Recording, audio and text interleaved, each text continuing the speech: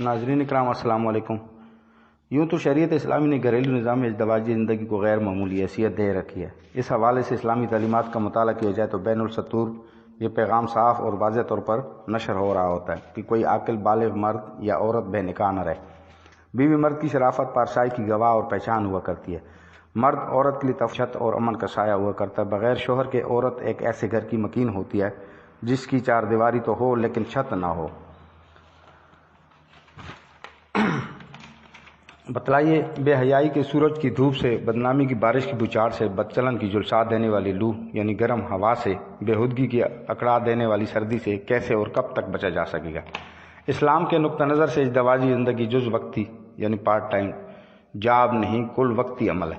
ازدواجی زندگی کے لیے نکاح کسی مدت کو طے کر کے نہیں کیا جاتا بلکہ تا حیات ہر حال میں ساتھ نبھانے کے لیے کیا جاتا ہے۔ اس دنیا کا مجموعی نظام کئی نظاموں سے مل کر چل رہا ہے۔ ان نظاموں میں ایک موت کا نظام بھی ہے جس کا نکارہ یعنی گھنٹہ ہر زمانے میں، ہر علاقے میں، ہر جگہ، ہر لمحے میں بجتا چلا جا رہا ہے۔ لوگ انفرادی اور اجتماعی طور پر اس کی زد میں آتے چلے جا رہے ہیں اور ان میں ازدواجی جوڑی بھی شامل ہے۔ موت کے عمل دخل سے کسی کا بیوی سے ساتھ چھوٹ جاتا ہے اور کوئی شوہر مرحوم سے محروم رہ جاتی ہے اور بیوی کہلاتی ہے اور اس نتیجے سے اور بیوہ کہلاتی ہے اور اس نتیجے سے بچے رہنے کا کوئی نسخہ کسی کے پاس نہیں ہے۔ مجھ سمیت ہر کوئی ویزا لگوا کر ٹکٹ ہاتھ میں تھامے لائن میں لگا ہوا ہے۔ نہ لائن تھمتی ہے نہ ٹوٹتی ہے، بس چہرے بدل رہے ہیں۔ یہ عبرت کی جگہ ہے۔ کوئی کسی دن رنڈوا ہو رہا ہے، کوئی کسی رات بیوہ ہو رہی ہے۔ اس دنیا کے نظاموں میں ایک نظام اختلاف کا بھی ہے۔ اس اختلاف کا ابتدا ہی میں قابل قبول حل نکل آئے جو کہ افق در گزر ہی رہی ہے تو خوش نصیبی، ورنہ اختلاف مخالفت میں، مخالفت مخاصمت لڑائی میں یعنی اور مخاصمت تعلقات کے خاتمے پر رکتی ہے۔ اگر یہ اختلاف ازدواجی زندگی میں شرائط کر جائے تو طلاق اور خلا نامی بچے جنا کرتے ہیں اور بیوی متعلقہ کہلانے لگ جاتی۔ بیویوں والے مردوں اور شوہروں والے عورتوں کے جوڑے ٹوٹ جائیں تو ان کی زندگیاں ادھوری ہو جایا کرتی ہیں۔ ٹوٹ کر چاہنے والے دوسرے رشتوں کی موجودگی کے باوجود انہیں اپنی زندگی عدم تفوّض کا شکار محسوس ہوا کرتی۔ یہ احساس محروم ان زندگیوں کو اجیرن کر دیا جاتا ہے۔ انہیں ایسا دکھائی دینے لگتا ہے کہ جن جن کے رحم و کرم پر پڑے ہیں سانس بھی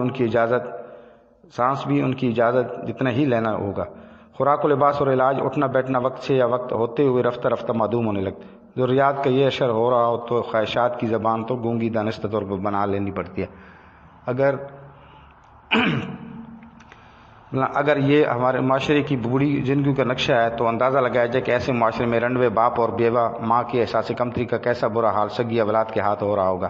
رنڈوہ بھائی اور بیوہ بہن تو بدحالی کی لکیر کے نیچے کرا رہے ہوں گے۔ ہم بادشاہ لوگ ہیں، کوئی کام کرنے سے پہلے ہم مولویوں صاحب سے نہیں پوچھتے کہ یہ کام کرنا چاہتے ہیں کیسے کریں۔ کام کر چکنے کے بعد کہیں رکاوٹ یا الجھن پیدا نہ ہو تب بھی پوچھنے کی ضرورت محسوس نہیں کرتے۔